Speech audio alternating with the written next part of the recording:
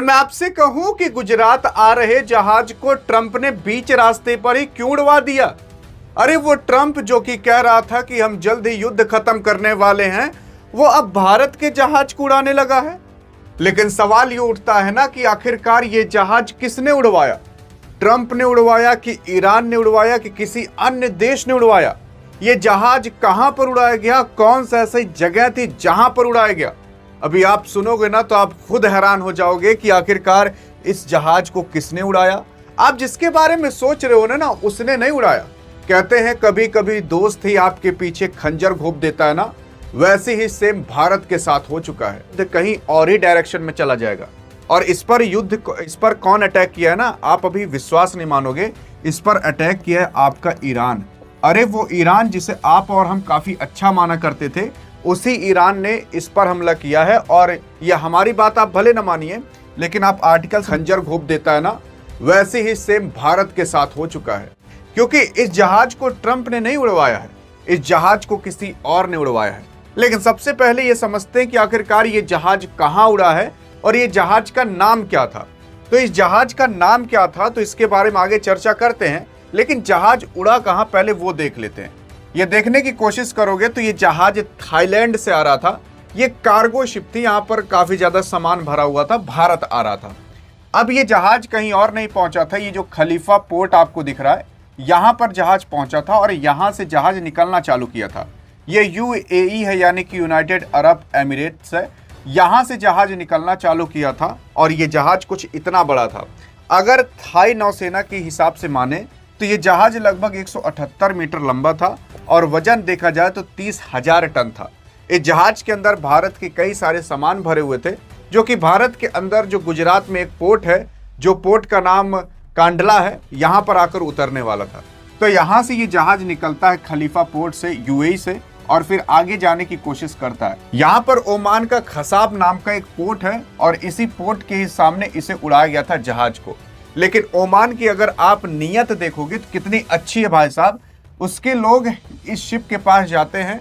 इस शिप के अंदर लगभग ऐसा कहा जा रहा है कि अभी 23 लोग थे और उस 23 लोगों में से ओमान ने 20 लोगों को बचा लिया, लेकिन 3 लोग अभी लापता हैं। अब वो लापता हैं क्योंकि ऐसा कहा जा रहा है कि इसके ऊपर बम्बार्डमेंट की गई थी या सबमरीन से अटैक किया गया था या मिसाइलें मारी गई थी, जिसकी वजह से 3 लोगों का पता तो नहीं चल पाया, लेकिन 23 में से 20 लोगों को बचा लिया गया है। लेकिन हाँ, शिप पूरी तरीके से खराब हो चुकी है। जो भारत सामान आने वाला था वो खराब हो चुका है। अगर आप इस मैप में देखने की कोशिश करोगे तो देखो ना यार, ये आपका यूएई है, यहाँ से वो जहाज निकलना चालू हुआ। ये आपका स्ट्रेट ऑफ हॉर्मुज है और यहीं पर ही आपका ओमान है। ओमान ने यहाँ से देखा कि यहीं पर ही इस जहाज को उड़ा दिया गया। अब यहाँ से ये जहाज आने वाला था यहाँ भारत के गुजरात के कांडला पोर्ट तक, यहाँ तक आता, लेकिन बीच में उड़ा दिया गया। और ये जहाज, इससे कोई भी भाई साहब, कोई भी इसका युद्ध से कोई ताल्लुकात नहीं था। न इसके अंदर हथियार न बम कुछ नहीं भरे गए थे। ये भारत आने वाला था, जैसे नॉर्मल ट्रेड होता है, जैसे व्यापार होता है नॉर्मल, उसी तरीके से सब कुछ हो रहा था। लेकिन कमबख्तों ने भाई साहब बीच में इसे उड़ा दिया। और उड़ाने के बाद भारत को तो नुकसान हुआ, साथ साथ कुछ जानें भी जा चुकी हैं और उसी के साथ साथ आपके थाईलैंड का भी नुकसान हुआ, क्योंकि ये जहाज कहीं और का नहीं बल्कि थाईलैंड का था। अगर मैं आपको इमेज दिखाने की कोशिश करूं तो आपको कुछ इमेज इस तरीके से दिखती हुई दिखाई देंगी कि ये आपका जहाज है और इस जहाज पर अटैक होता है और अटैक होने के बाद ये जहाज पूरी तरीके से खत्म हो जाता है। बीच पानी के अंदर आपको डूबता हुआ ये जहाज पूरी तरीके से दिखाई देगा। अगर इसके नाम की बात करें तो इसका नाम है मयूरी नारी। मयूरी नारी नाम का ये जहाज था, जो कि अब डूब चुका है। देख सकते हो कितना खतरनाक क्षतिग्रस्त हुआ है। और अगर हिंदुस्तान टाइम के हिसाब से माने तो स्ट्रेट ऑफ हॉर्मुज पर ही ये ब्लास्ट हुआ था और फिर उसके बाद खत्म हो चुका था। ये इंडिया आ रहा था और इंडिया आ रहे जहाज को अब टारगेट बनाया जा रहा है। क्योंकि जानते हो ऐसा क्यों किया जा रहा है यार? ऐसा इसलिए किया जा रहा है क्योंकि सबको पता है कि भारत आगे आने वाले समय का एक उभरता हुआ सितारा है, एक उभरता हुआ इकोनॉमी है।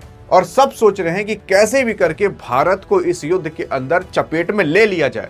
और अगर भारत को ले लिया जाएगा तो ये युद्ध कहीं और। बहुत से लोग सोच रहे थे कि ट्रंप ने हमला करवाया है, गलती से करवा दिया होगा, लेकिन नहीं भाई साहब, ईरान ने इस जहाज को मारकर गिराया है। जिससे ये पता चलता है कि अब ईरान भारत को खींचना चाहता है। लेकिन भाई साहब, अगर आप भारत को खींचना चाहते हो ईरान, तो ये समझ लो तुम अभी जो एटम बम, ये छुरछुरिया पड़ाका बनाने की कोशिश कर रहे हो ना, उसका अब्बू भारत बनाकर बैठ चुका है। जो तुम ये हाइपरसोनिक अब बनाने की कोशिश कर रहे हो ना, उसके भी अब्बू भारत के अंदर तैनात खड़े हैं। जो तुम ये मिसाइलें फेंका करते हो ना, उसके भी अब्बू भारत के अंदर S-400 पहले से तैनात खड़ा है। तो भारत को यार इस चीज में लपेटने की कोशिश ना करो। अभी शेर सो रहा है तो आराम से सोने दो। अगर उसको छेड़ने की कोशिश की है तो ये युद्ध बहुत पास में ही है। पहले पाकिस्तान को लपेटा जाएगा, फिर उसके बाद आपको भी लपेट दिया जाएगा, अगर इतनी ज्यादा ही तंगी की जाएगी तो। देखो यार, थाई कंपनियां जो हैं वो अगर देखोगे तो स्वामित्व वाली मालवाहन जो ये जहाज थी, ये भारत आ रही थी कांडला बंदरगाह तक। मैंने आपको मैप में भी दिखा दिया, और वहीं पर आकर रुकती और फिर वहां पर सारा सामान उमान उतरता। यहाँ ब्लूमबर्ग की रिपोर्ट भी देखोगे तो यहाँ पर जो थाई कार्गो शिप थी उसको हिट करके गिरा दिया गया है। 3 जो क्रू मेंबर्स थे अभी वो मिसिंग हैं, उनका भी पता नहीं चला है। इसका पूरा का पूरा जिम्मेदारी आपका ईरान लिया है। लेकिन एक सवाल सबसे ज्यादा सबके मन में खटक रहा होगा कि आखिरकार अब इसके बाद क्या, भारत ने क्या एक्शन लिया, उसके बारे में भी चर्चा करेंगे। और भारत के एक्शन सुन के तो अभी भी चौंक ही जाओगे कि भारत ने क्या कहा है। देखो यार, यहाँ पर थाई जो नौसेना है वो बुधवार को संयुक्त अरब अमीरात जो कि बंदरगाह से वहां से निकलता है, जो कि मैंने आपको पूरी जानकारी दे दी कि फिर उसके बाद भारत आने वाला था। कांडला जो भी भारत का है ना पोर्ट, वहां पर आकर उतरने वाला था। और फिर यहाँ पर देखने की कोशिश करेंगे, कुछ इस तरीके से आपको इमेज दिखाई देगी। लेकिन अब सवाल ये उठता है कि आखिरकार अब आगे क्या होगा। क्या होगा भाई साहब, क्या भारत बदला लेगा कि भारत ने कुछ कहा है? उससे पहले इसको समझ लेते हैं ये ग्राफ क्या कहता है। देखो यार, असल में ये युद्ध से लेकर अभी तक की पूरी जानकारी है। 28 फरवरी के युद्ध चालू हुआ था, तब तुरंत ही जो ऑयल का दाम था वो $93 प्रति बैरल चला गया था। अरे वही जो आप एक कंटेनर नहीं देखते, उसी के एक बैरल कहा जाता है। वो अगर एक बैरल खरीदोगे इंटरनेशनल लेवल पर तो आपको $93 प्रति बैरल मिलेगा। अब उसके अंदर काफी ज्यादा लीटर क्रूड ऑयल भरा रहता है। लेकिन युद्ध के कुछ ही दिन बाद, लगभग 9 से 10 दिन बाद 93 से $116 प्रति बैरल जा चुका था। फिर बीच में ट्रंप एक बार अनाउंस करता है कि हाँ चलो युद्ध जल्द खत्म कर दिया जाएगा, वापस ये $89 तक आ जाता है।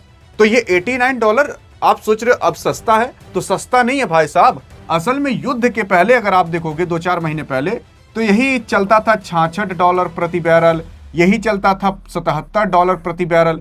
लेकिन अब वही चल रहा है $89 प्रति बैरल। पहले तो $57 प्रति बैरल चलता था। लेकिन अभी जब इस भारत आ रहा था कार्गो शिप, जब उस पर अटैक हुआ तो ये वापस से बढ़ जा चुका है। अभी करंट में कितना चल रहा होगा, जब आप वीडियो देख रहे होगे थोड़ा फ्लक्चुएट कर सकता है, लेकिन 90 के ऊपर जा चुका है वापस से, जो कि भारत के लिए और पूरी दुनिया के लिए एक काफी चिंताजनक वाली बात है। लेकिन अब भारत आ रहा कार्गो शिप था, उस पर भारत ने प्रतिक्रिया दे दी है।